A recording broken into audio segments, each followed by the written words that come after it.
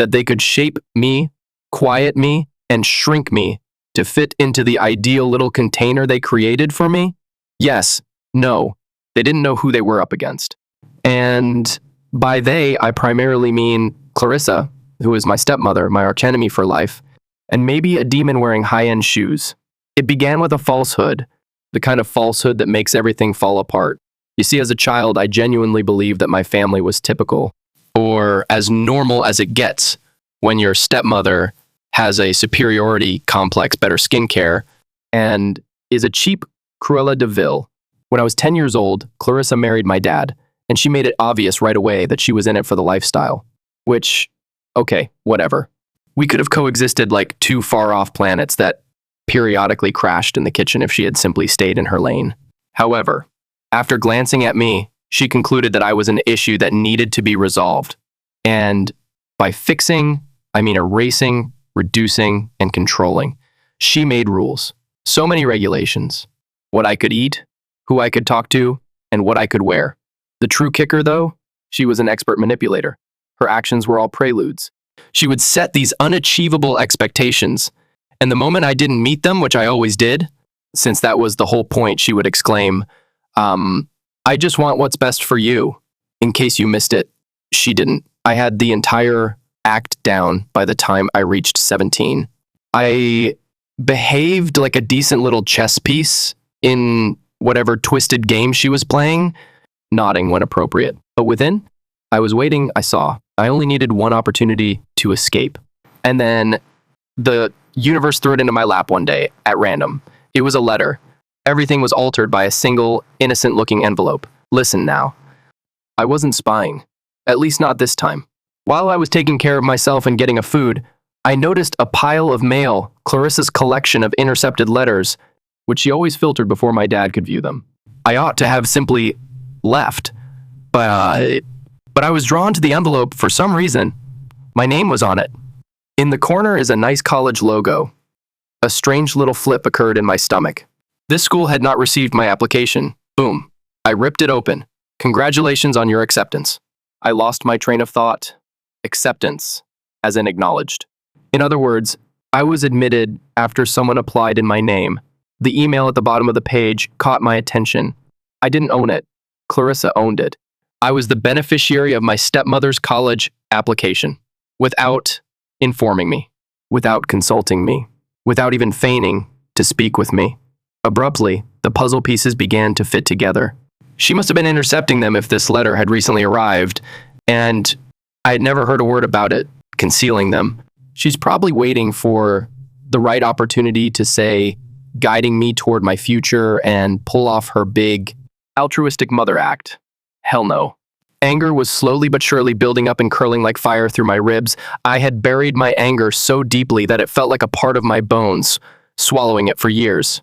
However, this was no simple power play. My future lay in this. I had to know the extent of this. So I made a really dumb decision. Her workplace was broken into by me. All right, so broken is a strong word. In a sense, I simply stepped in. To be fair, though, it seemed like a break-in. That day, the woman was obsessed with keeping it locked. She didn't remember. Or perhaps I finally got a bone from fate. What did I observe first? Files. So many files.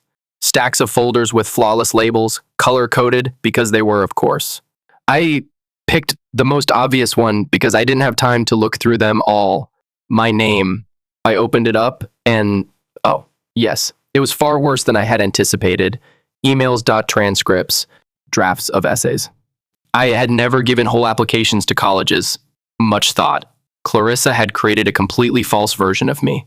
A well-groomed, law-abiding, and submissive little daughter, one who wasn't me, but who matched her stereotype. And the most terrifying aspect? Not even I, my dad, or the admissions officers had seen how easily she had done it.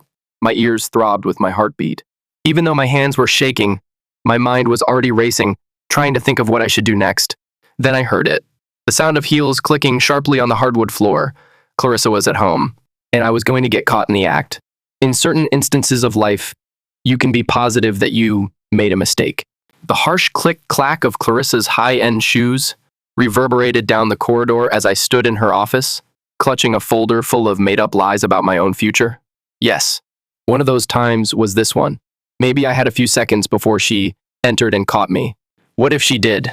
She would definitely turn this into a betrayal on par with Shakespeare.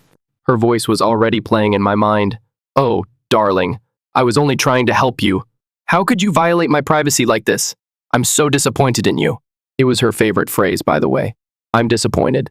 As if I were a half-baked dessert from Pinterest that fell apart in the middle. Not at all. Not right now. As carefully as I could, I pushed the folder back into the drawer and looked around the room. My choices were hide, which, let's face it, was difficult. Given Clarissa's office resembled the waiting area of a serial murderer due to its sterility and austere design. Act as though I was searching for something innocent that is dangerous but achievable. Complete panic phase always possible. The knob on the door turned. I violently pretended to clean under my nails after grabbing the closest object, an envelope opener. Clarissa intervened, narrowed her eyes, and gave me a quick glance. She spoke slowly and sharply, "Sweetheart," asking, "What exactly are you doing in here?" I opened the envelope. This thing was just sitting out. Looked sharp, thought I'd hygiene, quiet. Silence for a long time, suspicious and unblinking. The head tilt follows. It always indicated that I knew you were lying, but I couldn't prove it just yet. Hygiene? She said once more. Yes, I replied, nodding foolishly. You know, basic self-care, clean nails, personal grooming. More quiet. After carefully shutting the door behind her, Clarissa approached her desk and sat down, maintaining eye contact the entire time. I continued to grip the envelope opener as though it were a crucifix. With a lovely, sugary voice, she said, "Since you're here, we should talk about your future." Oh, it was there. Like a kind CEO who was going to terminate someone, she folded her hands. "I was going to surprise you," she said. "But I suppose now is as good a time as any to discuss our plans. Ours. As if my whole life were a collaborative business endeavor. I made an effort to grin. Oh, I love surprises." Clarissa returned the smile, a smile that never made it to her eyes. "Good," she said. "Then you'll be thrilled to hear that you've been accepted to Whitmore University." Whitmore. I had no intention of going to the school. I never even applied to that school. Wait, no, forget about that. For me, Clarissa applied. "Wow," I exclaimed, blinking in a phony sense of awe. "Whitmore, what a surprise." She clasped her hands together, as if she had just won something, and asked, "Isn't it? I know how indecisive you've been about your future, so I took the liberty of curating the best path for you." Curating, as if my existence were a piece of art she was creating. I was on the verge of flipping her desk. "That's really thoughtful of you." Clarissa reclined in her seat. "I expect you to show gratitude, sweetheart. Most girls your age wouldn't have these kinds of opportunities, and thanks to me, you won't have to worry about a thing." Getting sick was inevitable, but I had to remain composed. Her game was a must for me. For the time being, however, I answered, "Of course," with humility. "I really do appreciate it. I mean, the fact that you went through all this trouble, I can't believe you had time to handle applications, email schools, write essays." I paused, since her face transformed. It was only a flash, a small error of judgment. Abruptly, I realized. The essays weren't written by her, which implied that someone else did. Oh, this was a huge one, I see. I maintained a neutral expression. I had discovered her weakness, if there was one. I made the decision to push, only a bit. Must have been exhausting, I replied nonchalantly, balancing all that and everything else you do. Clarissa gave a strained smile. "It's my job to take care of you." Oh, deflection. Fascinating. And before she had time to heal, I struck her with, "So who helped you?" Boom. Her gaze became piercing. "Too light, too cautious," she questioned. "What do you mean?" I gave a casual shrug. "I just mean writing all those essays, getting everything organized, handling multiple schools. Must have been a lot of work. Did you do it all yourself?" A pause. Then far too soon, of course. Falsehoods. But she bounced back quickly. She put her chin on her hand and leaned forward. "Why all the questions, sweetheart? It's time to back off." I couldn't exert too much pressure without setting off alarms. I shot her my most foolish, adolescent glance. Just trying to understand my own future, I guess. Clarissa looked at me. Well, she concluded, you don't need to worry about that. I've handled everything. You'll be at Whitmore in the fall. And from there, you'll have all the opportunities you could ever want. Oh, I see now. Control wasn't the only factor here. Clarissa was planning a long-range strategy. And I had to discover just what it was. However, first, that list of colleges she applied to was essential to me, because there must have been other colleges if she made this much effort for Whitmore. And I had to understand why. I forced a final grin. I said, "Thank you, Clarissa," in a kind manner. "I trust you completely." "Tell a lie." Clarissa returned the smile. Larger lie. But one thought lingered in my head as I left that office. I was going to learn the truth. When did I do it? She would later come to regret ever believing she could manipulate me. The Clarissa thing? She was careful. She didn't slip, never made a mistake, never let someone like me pull on any loose threads. However, this time, she made a mistake. Because people like her begin to leave cracks when they get overconfident and believe they have already won. And I was going to tear this one to shreds. First, locate the list. There must have been a record someplace if Clarissa submitted applications to several colleges under my name. Emails, letters of acceptance, applications something. A more astute individual might have waited, took the long route. Like some suburban spy, he scouted her workspace in the middle of the night. But me? I was acting carelessly. I returned to her office the following morning, while she was out doing whatever evil stepmothers do on Wednesday. Soul extraction? HOA meetings? And I knew exactly what I wanted this time. I began by using her laptop. Locked, of course. Her passwords, however, were usually some version of my dad's name and something pricey, so she was predictable. I attempted locks Mark Hermes. Nope. Mark Tiffany. Mark Cartier. Click. Clarissa, oh, what a cocky little snake you are. I was in. And there it was. A folder with the name Future. One made a click. My stomach fell. Step 2. Gain an understanding of the game. Applications weren't the only thing. It was all of it. Correspondence with admissions officers via email. She had paid off a professional consultant to write fake essays. A comprehensive spreadsheet with due dates, follow-ups, and even scholarship opportunities. Not because I needed them, but because it gave her the appearance of being a humanitarian mother figure. And then I came across the list at the very bottom. She had applied to all the colleges on my behalf. Whitmore, Pembroke, Haverford, University of Dresden. Hold on. Dresden? The first made a click. A whole email thread appeared, and it grew worse the more I scrolled. Dresden was more than just a college, after all. It was a chance. For Clarissa, not me. She had been making connections. Speaking with a prominent former student who served on the admissions board. One line, in the midst of all the courteous small talk and barely disguised social climbing, struck me so strongly that I had to read it again. Once she's settled in at Dresden, I'm confident she'll follow the proper path. You know how impressionable young girls can be when given the right guidance. I gazed at it. The appropriate direction. Not my route. Not in my future. Hers. Hell no. Control wasn't the only factor here. Her goal was to shape me into the ideal person she desired. I can't even recall shutting down the laptop. All I knew was that my heartbeat was too loud and my hands were trembling. This was not the end of it. It was war. Step 3, give it your all. I didn't simply want to leave. Justice was what I want. I had to figure out how to reveal her in public. Indefinitely. Amazingly. Then, as if by supernatural intervention, I was struck with an idea. Clarissa was a sucker for looks. Being viewed as the ideal stepmother, the committed socialite, the person who uplifted young girls or whatever other rubbish she put on Facebook, was something she liked. What would happen then if everyone knew who she truly was? I reached for my phone, took photos of everything, the emails, the apps.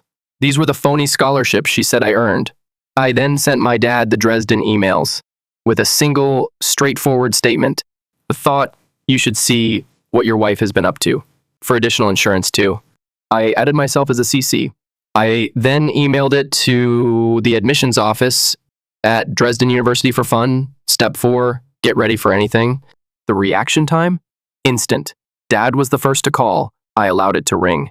Then The texts arrived. Dad, what's this? Dad, is this thing really real? Call me now, Dad. The front door then slammed.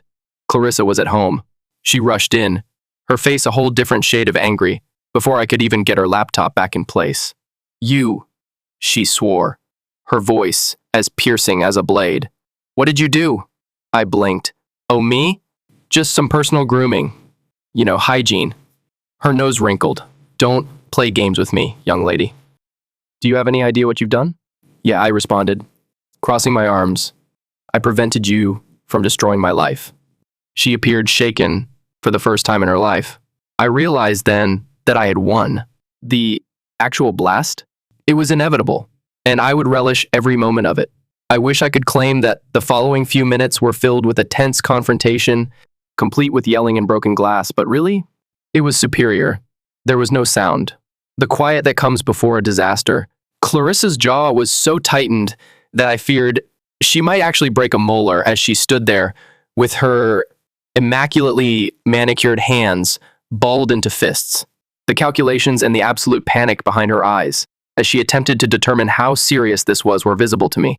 Then, exactly on time, Dad's vehicle arrived at the driveway. It's game over, my love. Step 1, observe her breakdown. It smashed at the front door. The sound of Dad's words echoed throughout the home. Chrissa! She winced. I didn't. A few seconds later, he appeared in the doorway, red-faced and angry, holding his phone tightly, as if it had betrayed him directly. You want to tell me why my daughter had to send me evidence that you've been deceiving me for years? He asked in a dangerously composed tone. She was grinding her teeth. I swear. Darl Mark, she began, immediately putting herself in damage control mode. You know how dramatic teenagers can be. This is all just a big misunderstanding. Dad didn't believe it. His voice was piercing and decisive. Stop. I saw the emails, the applications, the lies. You forged her future like she was what? Some kind of pet project for you? Clarissa parted her lips, then closed them, as she was at a loss for words. I folded my arms and leaned against the desk. Funny, I thought to myself, because just yesterday, you were telling me how impressionable I was. Furious, Clarissa gave me a scowl, but she was unable to speak, because right now, she was defeated.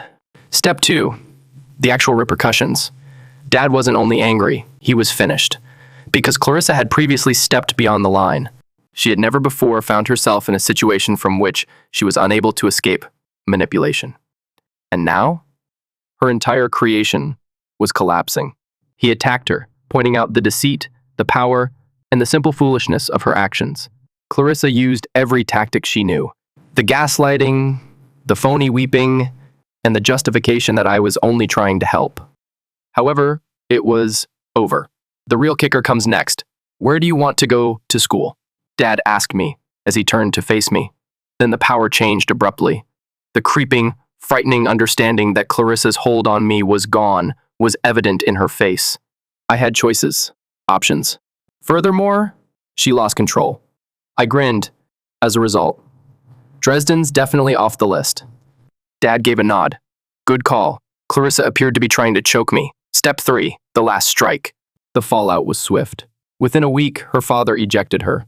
Clarissa attempted every tactic, including emotional blackmail, legal threats, and even the let's work through this as a family speech. It didn't work. By the time I departed for college, which I actually picked for myself, Clarissa had become little more than a sobering recollection and a warning. And me? I had freedom. The problem is that people like Clarissa, you have to let them win. And me? I would never allow it to occur.